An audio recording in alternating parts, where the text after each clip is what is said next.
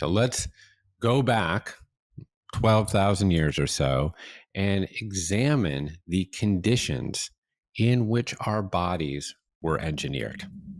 The sunrise generally served as Fedge's alarm clock. Now, of course, this was somewhat dependent on season, but it was not uncommon for Fedge to rouse at the first crack of light. And of course, Fedge did not have blackout curtains on his hut and often slept outside. So his exposure to morning light was a customary part of his life.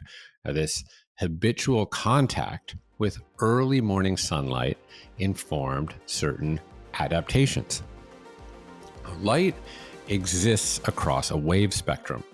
Now, humans can see visible light across a sliver of that spectrum between ultraviolet and infrared, or between approximately 400 and 700 nanometers. In the morning, when the sun is low, there is a greater prevalence of a slice of the visible light spectrum closer to ultraviolet, known as blue light. Now, blue light exists between 380 and 500 nanometers. Now, I'll go deeper into the mechanism of how light impacts physiology in a bit, but here's a little primer. When humans take in morning light, blue light radiation enters the eye and interacts with specialized neurons in the inferior part of the retina. These cells are known as intrinsically photosensitive retinal ganglion cells.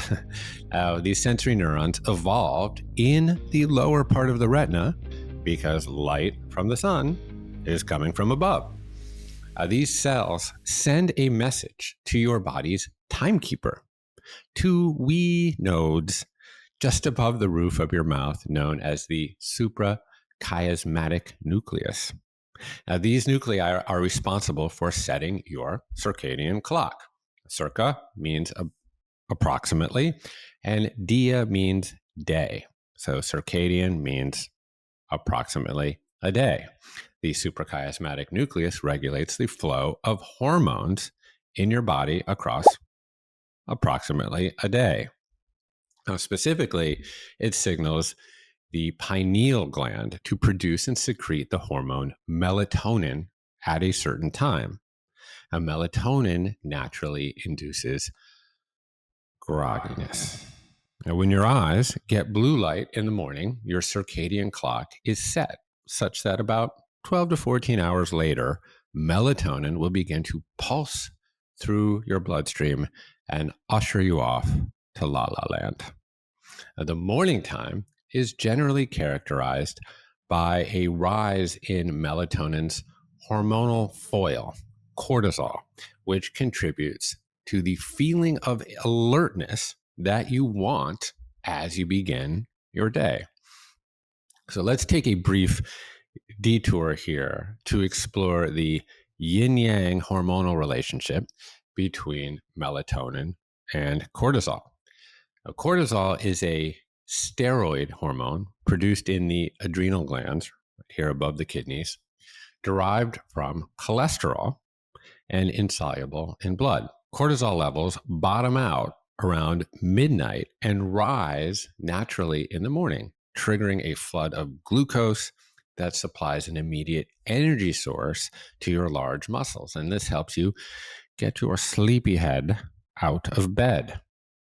Now, cortisol levels decline across the course of the day, sometimes with like little mini peaks in the late afternoon. So cortisol is on a hormonal teeter-totter with melatonin. In a balanced system, melatonin secretion increases soon after the onset of darkness, eliciting a sensation of sleepiness that propels you toward your pajama drawer and recumbency. Melatonin typically summits in the middle of the night between 2 and 4 a.m. and gradually dips during the second half of the night as cortisol is rising. Now, the dance between these two hormones are representative of the counterposing forces that exist in so many systems of the body. Equilibrium between cortisol and melatonin is essential for maintaining a healthy wake-sleep cycle. So as the sun set and darkness pervaded, Fedge and his fellow villagers would congregate socially and commune around a roaring fire. The flames of the fire emit amber light closer to the infrared spectrum. And because the fire pit is at ground level, light is being received in the superior part of the retina. Morning light triggers an endocrine response that sets our circadian rhythm, but the evening light has little to no impact. And this is not by mistake. This mechanism evolved as an advantage to maximize alertness during the day and induce sleep at night. Miracle, right? But yet again, this adaptive mechanism has been upended by the tantalizing lure of Netflix.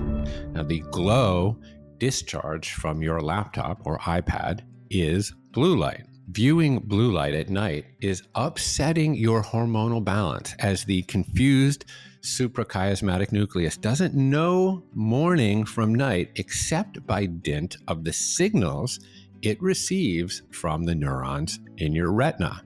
The result is, as the Beastie Boys once rapped, no sleep till Brooklyn or anywhere else. 1 in every 3 Americans report symptoms of insomnia, and 10% have chronic insomnia disorder, which occurs at least 3 times per week for at least 3 months.